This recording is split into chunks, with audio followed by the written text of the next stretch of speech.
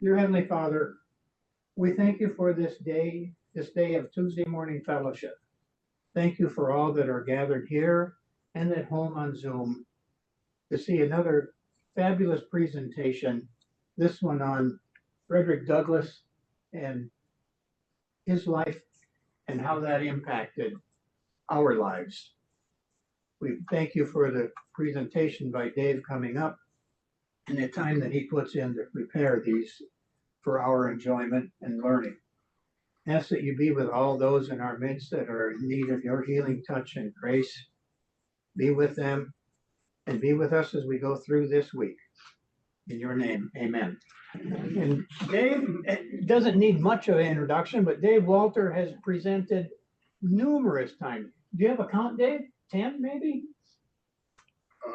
13. 13, all right. I must have missed 3 of them. But Dave is a presenter extraordinaire, and always a pleasure to have you with us, Dave.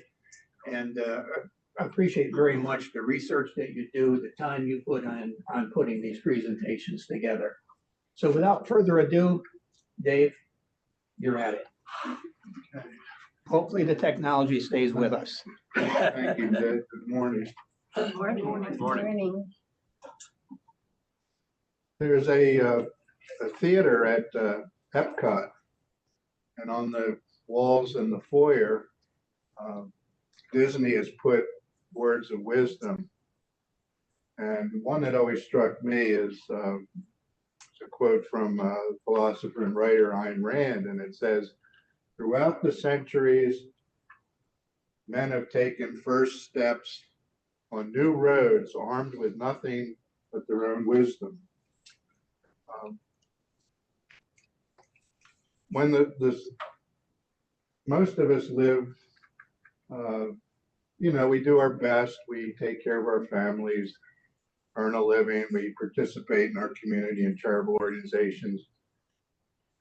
But when we die, we're mourned by our friends and family.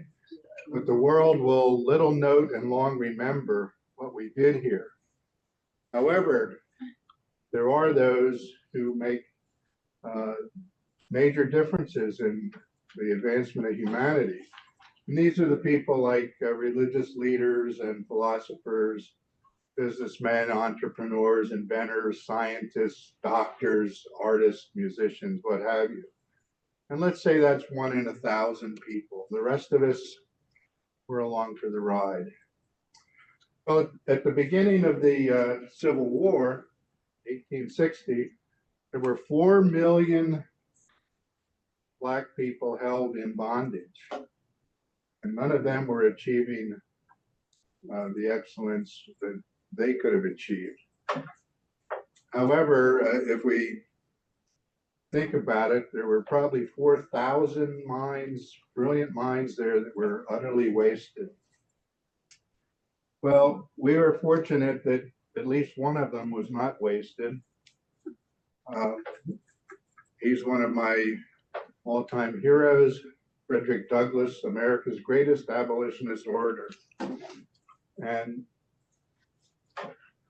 he was the most photographed person of the late 18th, 19th century. He wrote and spoke thousands of times. He wrote several memoirs. And it was particularly good that he could personally relate to the horrors of slavery. And that was very important for the audiences. He wasn't some fictional character in Uncle Tom's Cabin or something. He actually lived the horrors of slavery and was a powerful orator. So let's take all we can do is a 10,000-foot view of his life. We could spend hours and hours on any one aspect of it.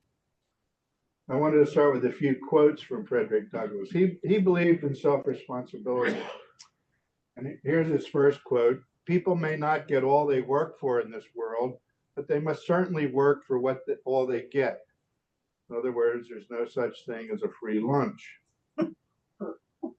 To suppress free speech is a double wrong. It violates the rights of the hearer as well as those of the speaker.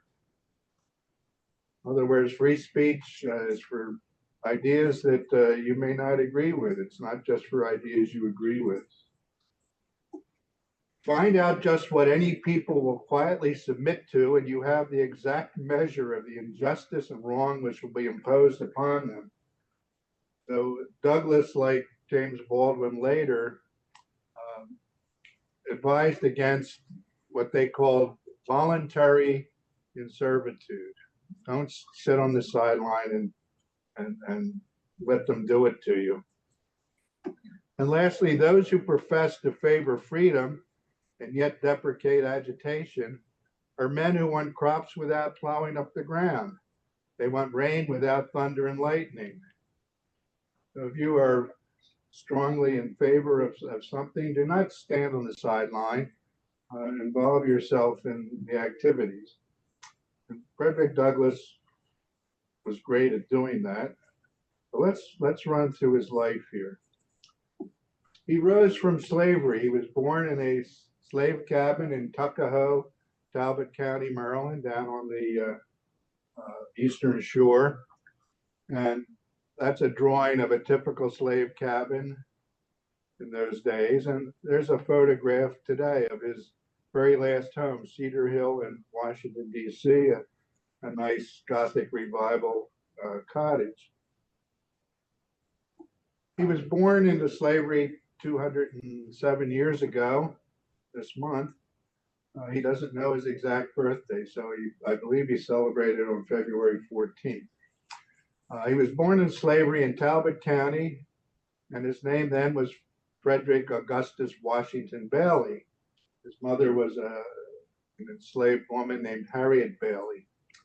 And Douglas says that his father was a white man. So Douglas is half black, half white.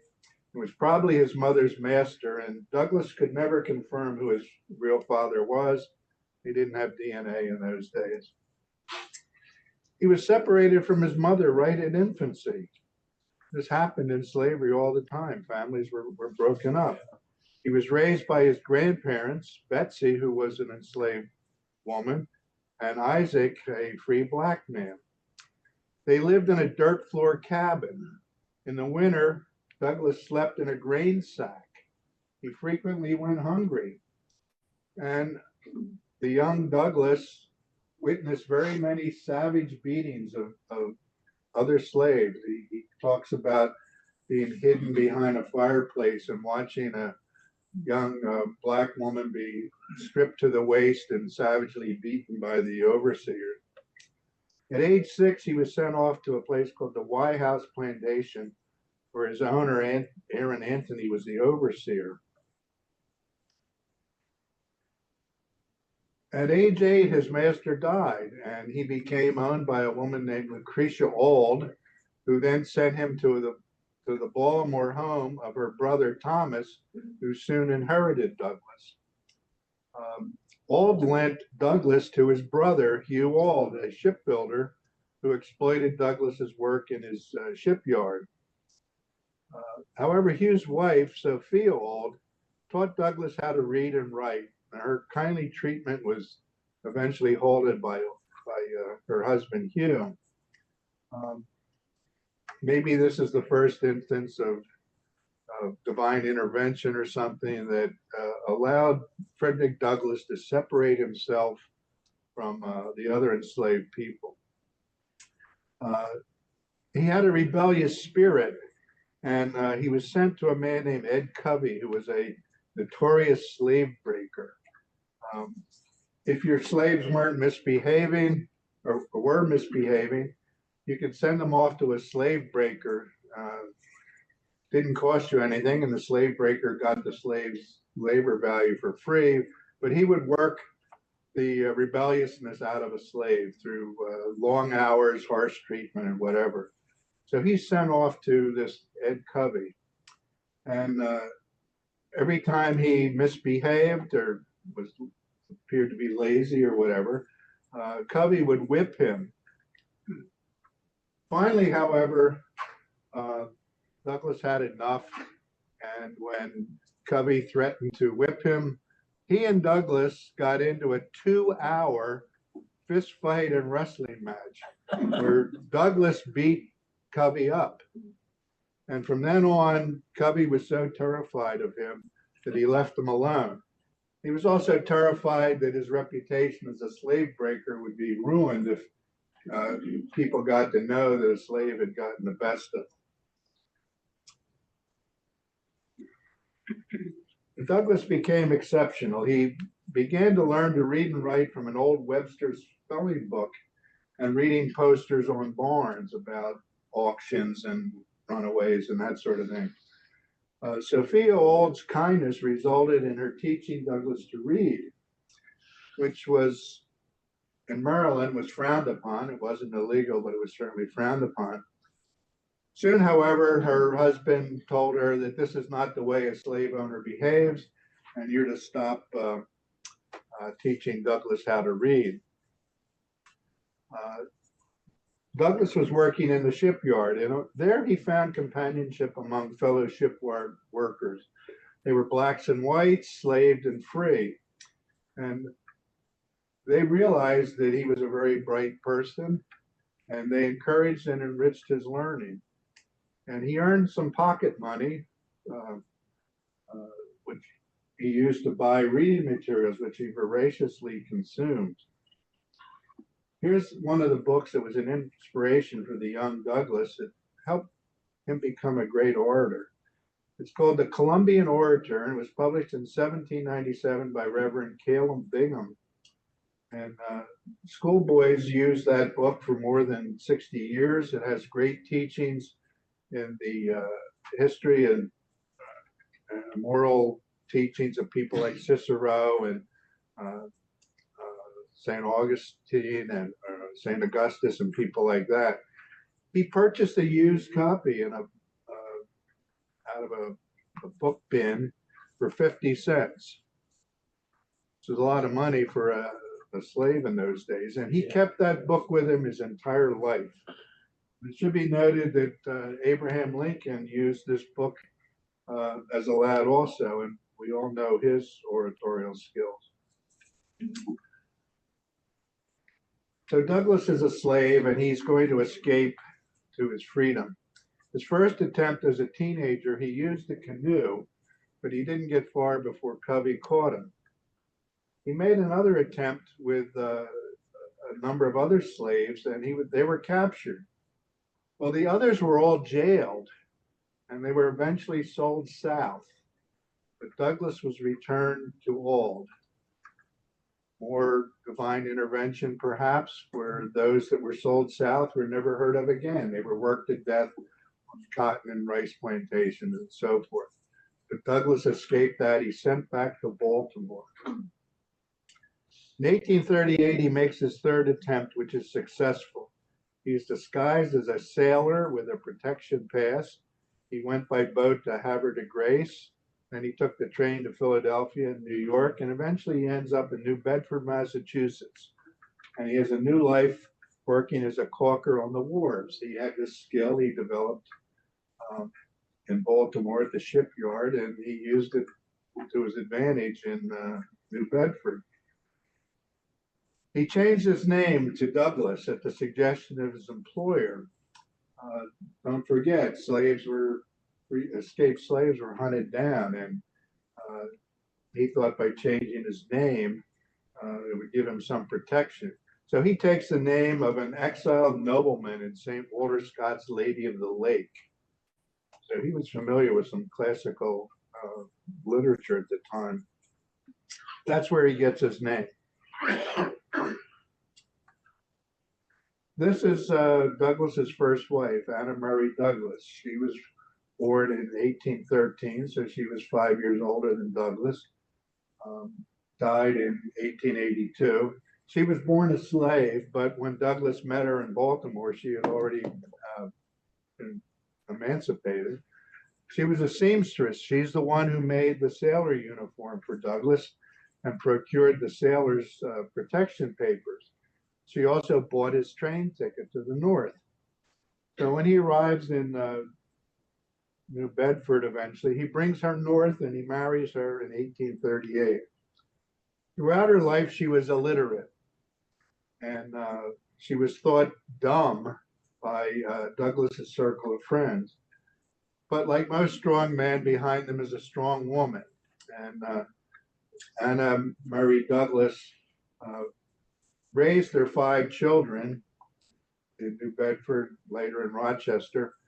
Uh, this enabled Douglas to travel extensively, give his speeches, because he knew back at the home front, his wife had everything under control.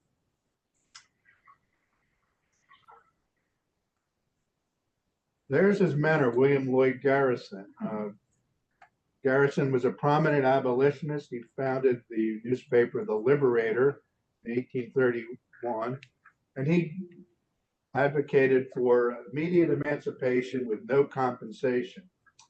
And initially, he advocated what's called Christian pacifism. So in September of 1838 in New Bedford, Douglas went to a speech that Garrison was giving in Nantucket. And Garrison was impressed by Douglas's story and began to mentor and promote him. As I said, here was a slave who actually lived the horrors of slavery. He was well spoken already. So Garrison puts him on the lecture circuit. And one of the things that impressed people is Douglas would take off his shirt during his speech and turn around and show scars from the whipping. This was almost pornographic. I mean, there were women who fainted in the audience, and there were times when he almost got arrested by the police for daring to bare his back. But this was a powerful, powerful image. Yeah. And he became one of the top abolitionist speakers. But by 1855, he and Douglas had separated because at that point, Garrison wanted to dissolve the Union. He didn't want anything to do with a union that included slave states. And Douglas knew that if the Union split, that would further harm the enslaved people that were left in the South. So fearing re-enslavement, they were still after Douglas. He left his family and he spent nearly 2 years in Great Britain promoting abolitionism. There's a picture of the Cunard steamship Cambria. And in the UK, the Irish were particularly receptive to his message. He was there just before the Great Potato Famine, and we all know how the British oppressed the Irish. But he had a tremendously successful 2 years in England. So much so that 10 years later or so, when Uncle Tom's Cabin book came out, there were twice as many copies sold in the UK as there was in the United States. And it's through people like, particularly Douglas, that the British Isles were vociferously anti-slavery. And that really kept Great Britain out of the Civil War from supporting the side of the Confederacy. So perhaps Douglas had a lot to do with winning the Union victory in that aspect of it. Now, as I said, his owner, Auld, continued to press for the return of his slave Douglas. And Douglas's friends negotiated with Hugh Auld, and they raised the money, which is the 2024 equivalent of $25,000 to buy his freedom. There's a copy of the receipt there demanding that Douglas. He was anxious to return to his family and continuing lecturing without fear. So even though he was opposed to it, Douglas finally agreed to allow what he considered an unnecessary and repugnant act. So he comes back to the United States and he starts a newspaper, the North Star, in Rochester, New York in 1847. And As we know, Follow the North Star relates to Harriet Tubman and Following the North Star, which pointed the way to freedom in the North and in Canada. There's the house he moved to in 1848 in Rochester, New York. He remained there until 1872. Rochester was the center of abolitionism and women's rights movement, and it provided Douglass with some independence from the Garrisonians in New England. At this point, he was trying to get out on his own a little bit, out from under William Lloyd Garrison. That's a current picture of the house that still stands in Rochester. It's a modest cottage, but he was earning a fairly decent living on the lecture circuit. As I said, he was one of the most photographed men of the late 19th century. Here's his picture in 1848. This daguerreotype was a gift to Susan B. Anthony from Frederick Douglass. And Anthony displayed it in her parlor for her entire life. Eventually it was given to her niece. And in 1960, it was discovered in a trove of materials given to the Chester County Historical Center. And last year, we did a little field trip over there. Dave Goodell will remember, and we saw this daguerreotype. And it's about this big, but it was a powerful image that we all enjoyed seeing. And they'll bring it out from time to time if you ask nicely, but that's the young Frederick Douglass in 1848. He becomes an ally of John Brown. We all know John Brown. He meets him in 1847 at Brown's house in Springfield, Massachusetts. And this caused, this discussions with Brown caused Douglass to reassess his pacifistic beliefs. And he started to support armed rescue of the enslaved people. He supported Brown through the Bleeding Kansas days. These were the fights in Kansas between the slavers and the anti-slavers. And Brown committed some atrocities, and so did the other side. And when Brown was back east raising money, Douglass actually hosted Brown in his home. But eventually Douglass came to support political action and not armed insurrection. Well, in 1859, John Brown starts plotting what we know of today as the Harper's Ferry raid. And he did this in the boarding house in Chambersburg, Pennsylvania, the boarding house of Mary Rittner. In the second floor room, Brown, using the alias Dr. Isaac Smith, planned the raid during the summer of 1859. He called his friend Douglass to come meet him, and Douglass came down to Chambersburg, and he met Brown in an old quarry nearby. Today, I think it's a car dealership lot or something, but he meets Brown, and they discuss the prospects of the raid. And Douglass concluded that it was going to be suicidal. Brown had not nearly enough men or arms to accomplish what he intended to do. Well, as you know, Brown and his men go into Harper's Ferry. The first person they killed, ironically, is a freed black man. President Buchanan sends a squad of Marines from Washington under the command of Colonel Robert E. Lee. And they go to Harper's Ferry. They capture John Brown. He's put on trial by the state of Virginia. And in December of 1859, he's hanged. He attacked a federal arsenal, but he's tried by the state of Virginia. President Buchanan didn't want to inflame the North any further by making it a federal trial. So he let Governor Wise of Virginia charge him for murder and treason against the state of Virginia. Thereafter, in the North, December 2nd became Martyrs' Day when Brown himself was hanged. So they know of Douglas's involvement with Brown.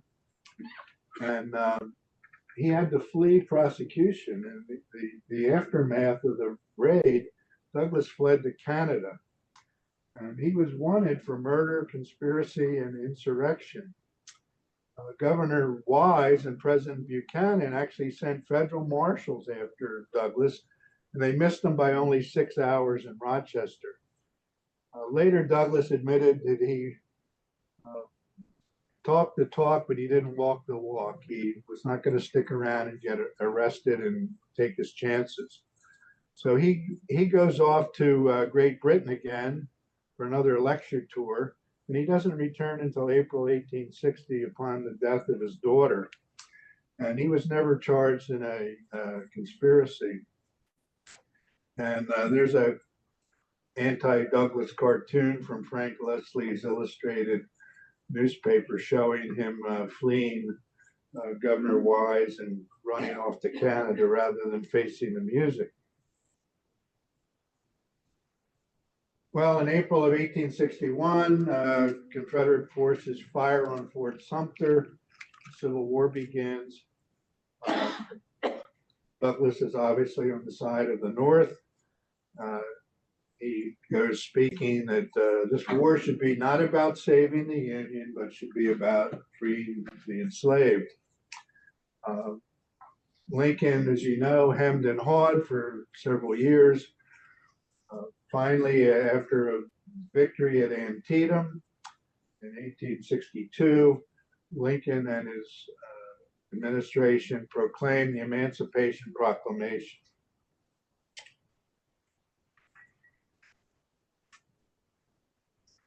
It wasn't until early of 1863, after more defeats and need for manpower, that the federal government finally accepted black soldiers in their own units. This sent Douglas out on a recruiting campaign. And he spoke here in Westchester on July 14, 1863, 10 days after the Battle of Gettysburg. And he used his stump speech for inspiring and recruiting black soldiers. There's a picture today of the hall where he spoke. It's part of the History Center. Here's what he had to say. Never since the world began was a better chance offered to a long enslaved and oppressed people. The opportunity is given to us to be men. With one courageous resolution, we may blot out the handwriting of the ages against us. Young men of Chester County, you were without excuse. The hour has arrived, and your place is in the Union Army. Remember that the musket, the United States musket with his bayonet of steel, is better than all mere parchment guarantees of liberty. Gird on your armor and help free your enslaved brothers in the South. Powerful speech. Many men joined. There were about 200,000 black men served in the Union Army and Navy in the Civil War. So that was the 14th of July. On July 17th, there's a flyer for a mass meeting. He was the major speaker on July 17th in South Camden, New Jersey. And that was his slogan, men of color, to arms, it's now or never.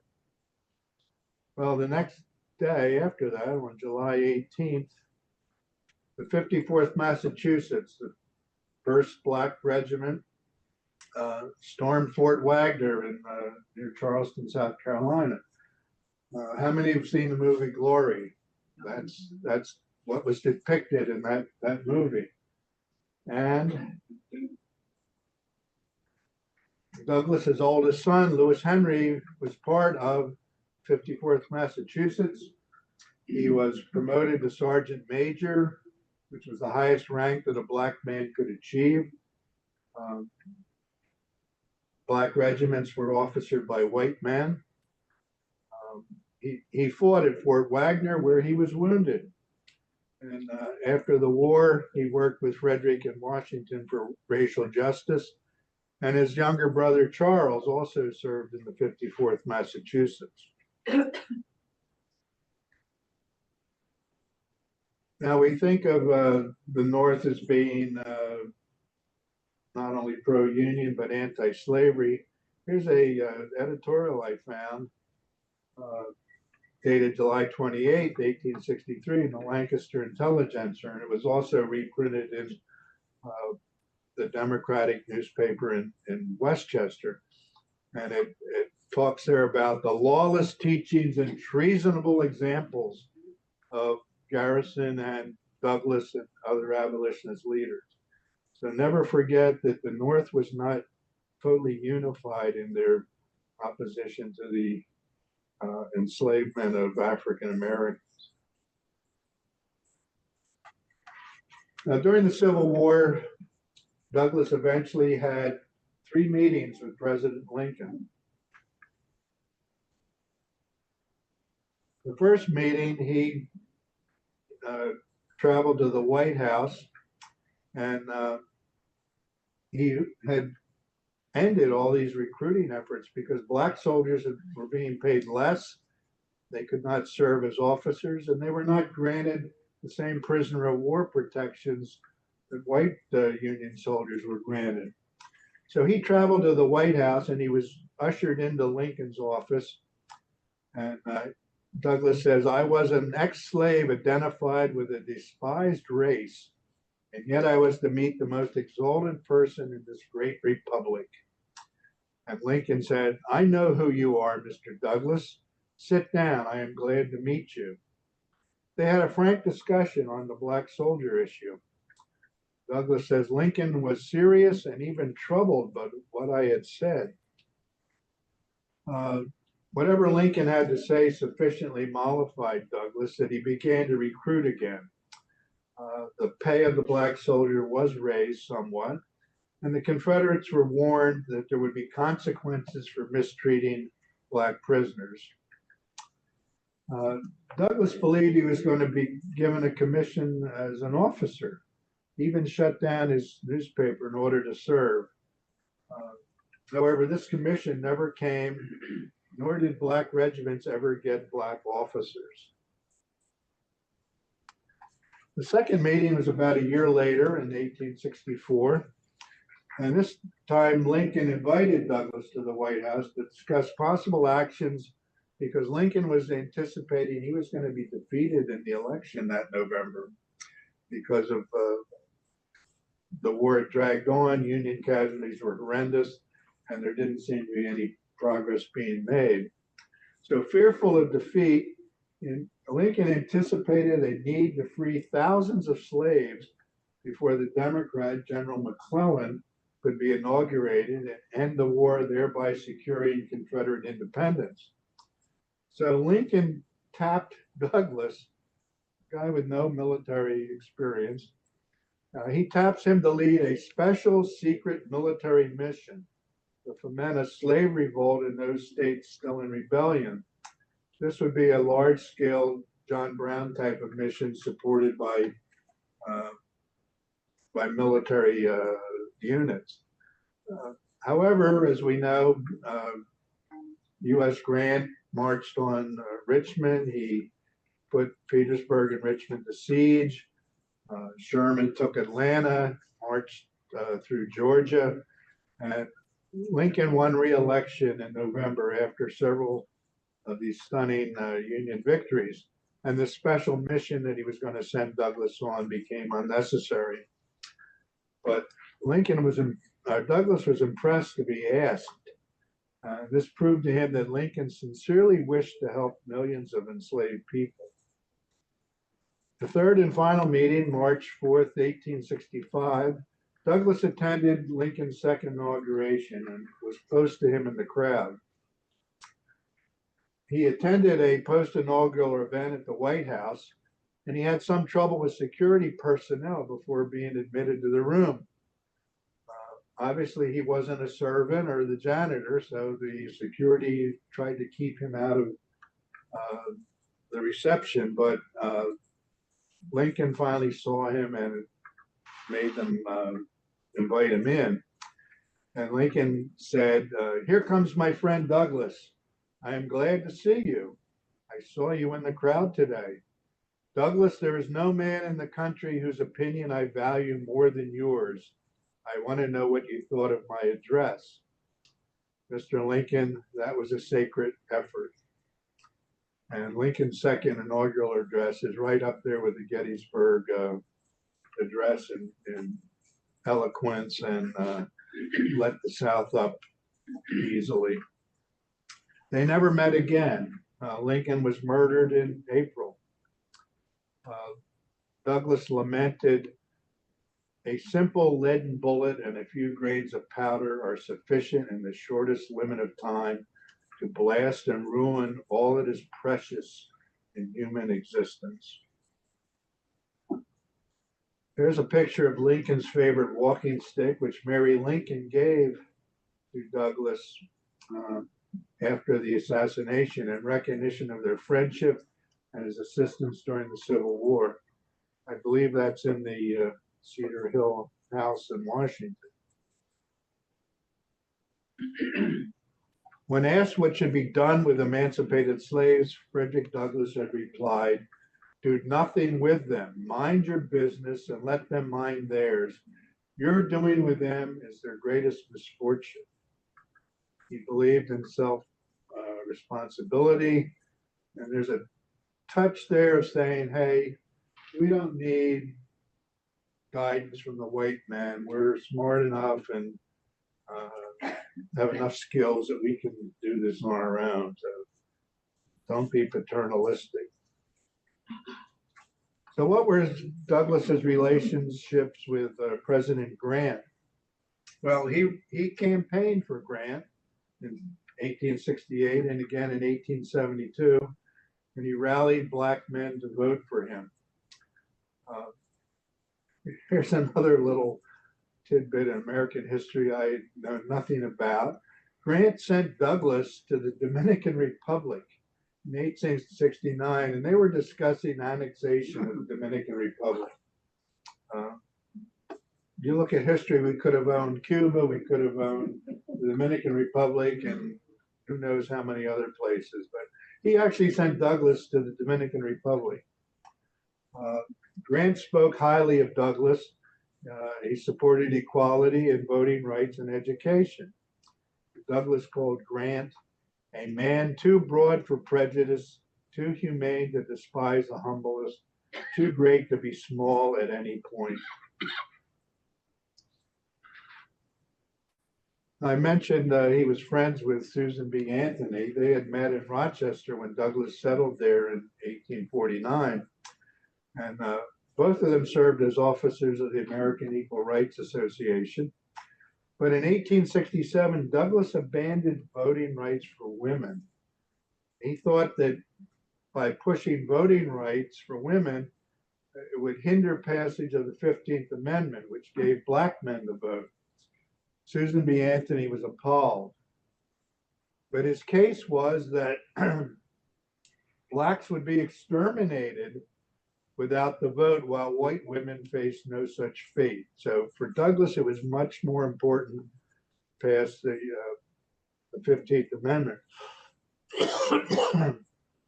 For the passage of the 15th Amendment in 1871, Douglas again took up support for women's votes. And he and Anthony resumed their friendship for the rest of their life, with Douglas being welcomed at suffragist events.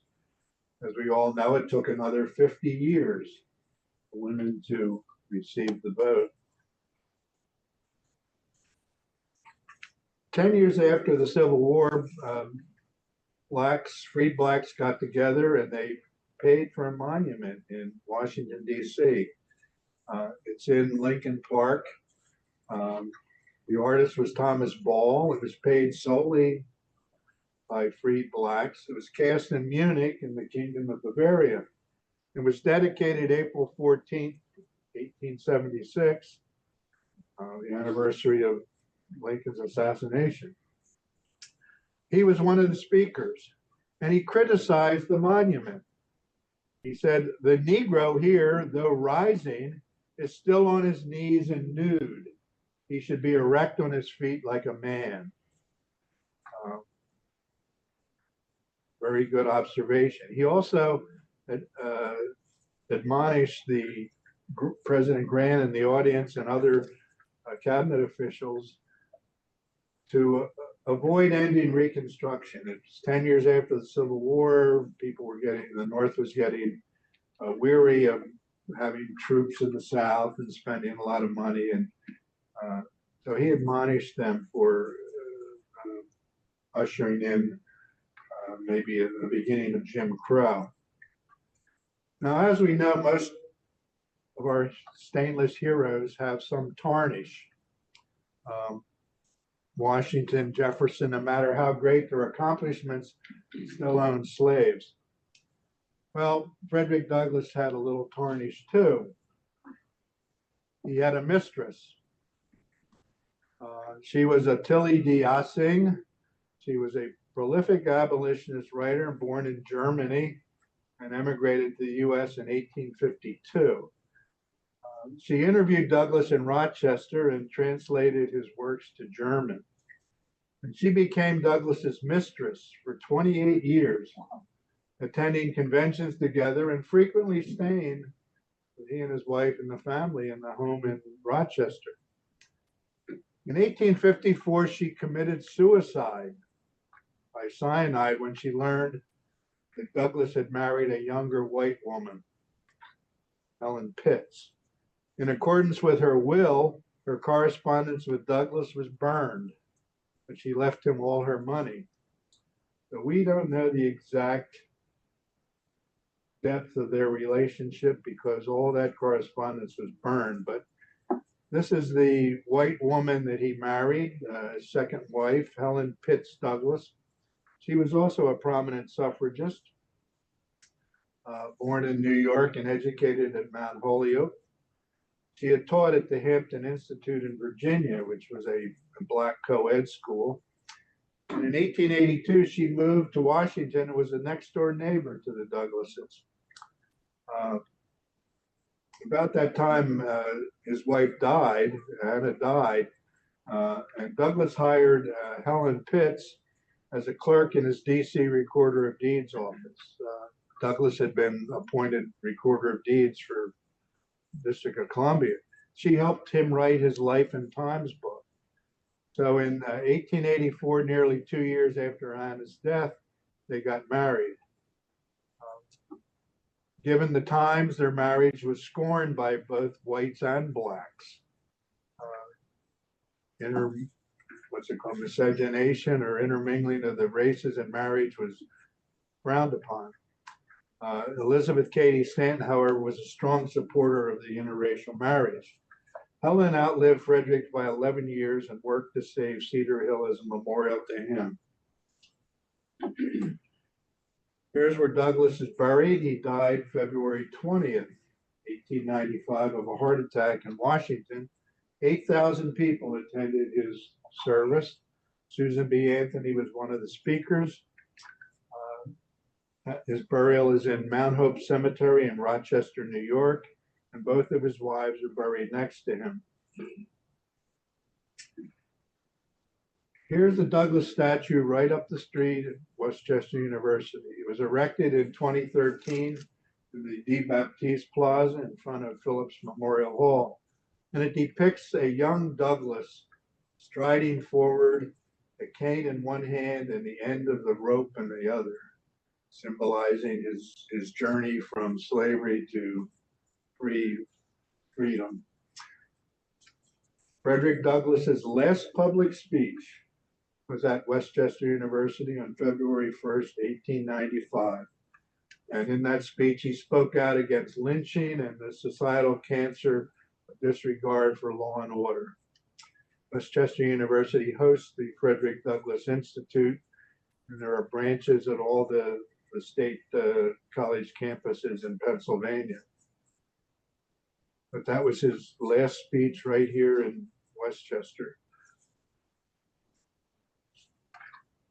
Here's a picture of his portrait as an older man unveiled at the Union League in September of 2021. U.S. colored troops reenactors posed with the Union League of Philadelphia's new Frederick Douglass portrait, commissioned for their extensive historic art collection. Steffi, have you seen this?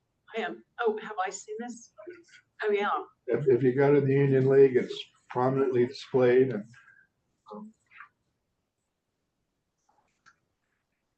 here's another picture I found. The descendants meet Brian Evans and Kevin Green. In 2023, for the first time in 164 years, two direct descendants of John Brown and Frederick Douglass met. They were each a great-grandson.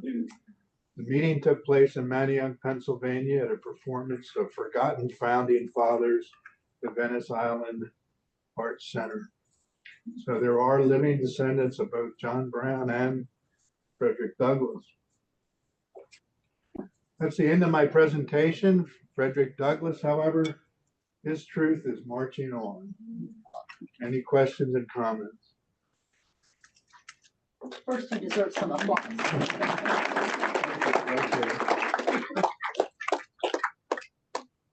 Somebody must have some comment. Yes.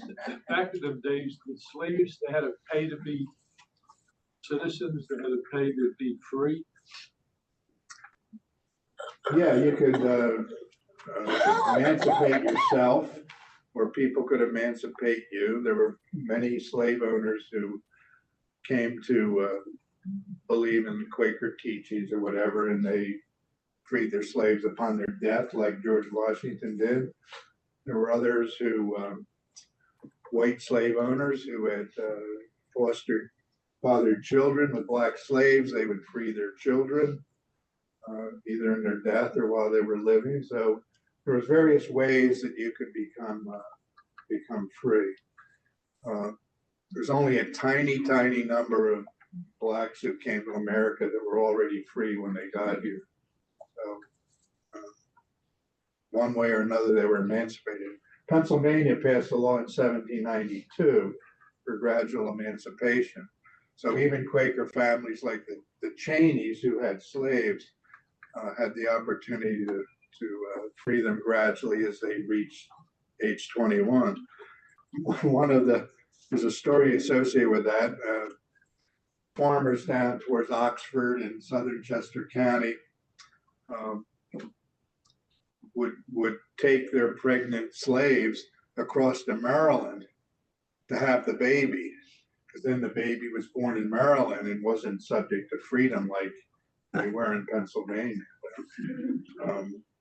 But yes, you could buy your freedom. Lots of slaves earned pocket money. They did have some free time. They grow vegetables, or they'd run errands for people, that sort of thing. They accumulate the money, you could buy your freedom. There's always it always impresses me, probably because I'm not the history student that you are, but the connections to Westchester and various events around the Civil War and slavery of significant happenings in Westchester, and that Westchester University is linked quite closely with Frederick Douglass's history. And a couple of years ago, you gave a talk on the Civil War, the Black Cemetery that's out just east of town. Yeah. It's just amazing to me, all the associations with the slavery community and the Revolutionary War that took place in our town right here. Yeah. Westchester was on the eastern route of the Underground Railroad. Came up to Wilmington, the Mendenhalls would bring them up to the Longwood area.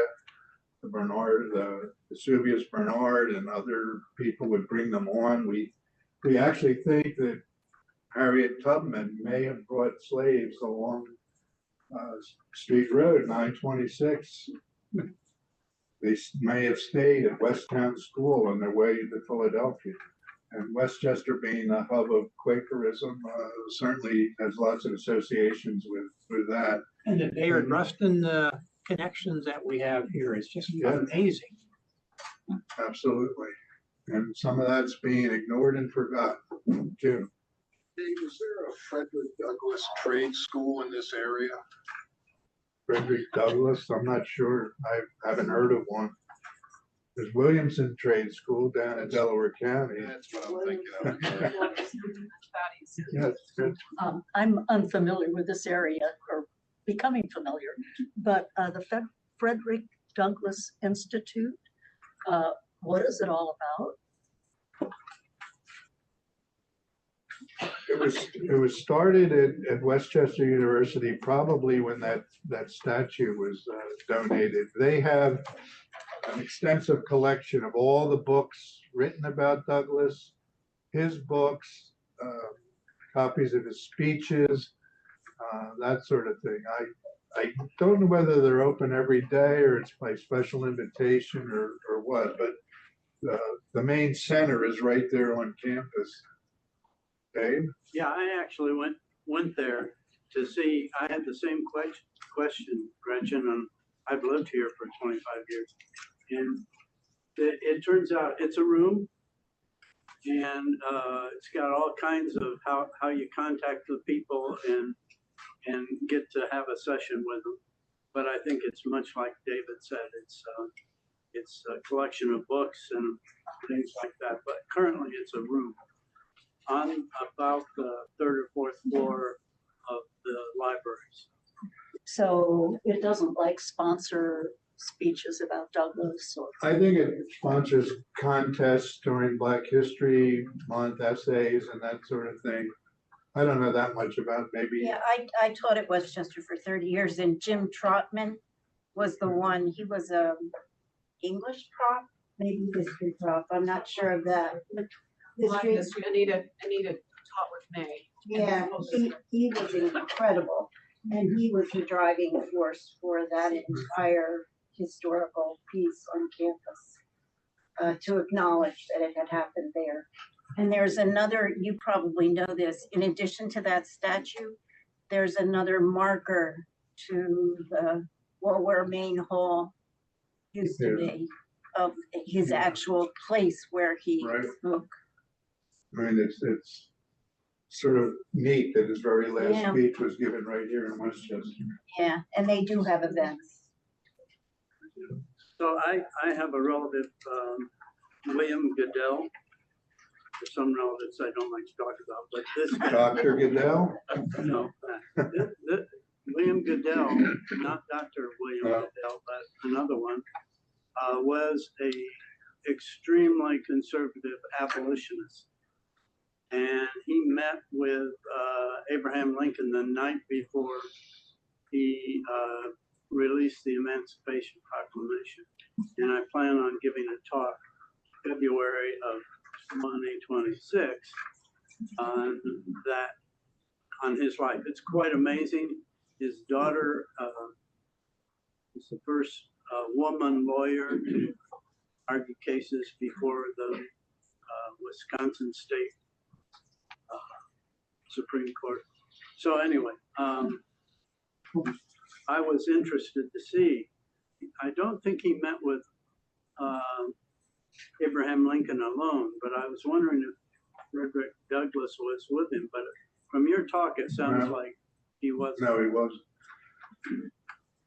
We'll all look forward to that, Dave. It's thing I like about history is, you know, what you learned back in high school, but I love telling the stories that you Yeah. don't always hear about. Yeah, And I'm a storyteller, historian, rather than these guys marched up here and they shot, you know. My next talk that I'm working on, I think we're scheduled in November. Yep. 20 Civil War women. We focus on the men. There were millions of women who supported the Northern War effort, even the Southern effort. I picked 20 of them, some of them rather obscure. And I'll have that presentation in November, God willing. Anything else? Yes. Yeah. I was gonna say, I used to, I worked in lockup detention for a long time with kids in Chester County. And I used to teach Frederick Douglass. I was the teacher, and I used to teach the autobiography. And if you're really interested in learning about him, read that first autobiography. It's the most poignant one. It's the most it was when he was really focused. The other two are good, but the first one is the best one, the content wise. And it was very, very inspiring. He has a lot to say and a lot to say about today. I think that you can interpret in your life. Really excellent stuff, and all about. And one thing I want to say is about his wife, his first wife. She helped him escape. Now he doesn't specify how that all took place. That came out kind of later because he didn't want anybody to get caught if they were choosing the same route. Yeah. But he says, she was the center post of my house. And I just love that because of how he revered her and how important she was to his life. Exactly. Behind every strong man, there's a strong woman. Steffi? Well, a lot of people don't know this also. Lillian DeBaptiste, when you talk about the DeBaptiste Square, the DeBaptiste family we've been dear friends for about 125 years with the Swope family. And Lillian DeBaptiste, Carolyn Comita, I believe, was our first female mayor, a white female mayor, and then Lillian DeBaptiste, who is Cliff DeBaptiste, who has DeBaptiste Funeral Home, has 3 daughters. And one daughter is an attorney. One daughter's Lillian, who's also the mayor of Westchester, presently the mayor of Westchester, and a really, really good friend of mine, is a funeral director. And then he has another daughter who's an OBGYN, she's a physician, and was head of obstetrics up at the Chester County Hospital. But so I think it's notable that presently Lillian DeBaptiste is our first Black female mayor in Westchester. The other thing is, when I was teaching, which I only did for 40 years, we would have many times students in the Westchester area school district, and their last name, if they were white, and I'm going to use Cheney, who's also a really, really good friend of a lot of ours, they had a estate down in Cheney on Cheney Road, and the white Cheneys were Cheyney, and the African American Cheneys are Cheney. And that's the same thing with Green, and there was some, I have Greene and Green students. So we're very much a hub with our Quaker heritage, and just the way we're also situated, at the crossroads, and with our Quaker heritage, that we're a real hub, abolitionist hub. If you've taken the history train ride with me on the Westchester Railroad, I point out the Cheney slave cabin that's still there near Cheney, Pennsylvania. So we have a checkered history here in Pennsylvania, but it's also very uplifting to know what Quakers Others in this area did to help free 4 million enslaved people.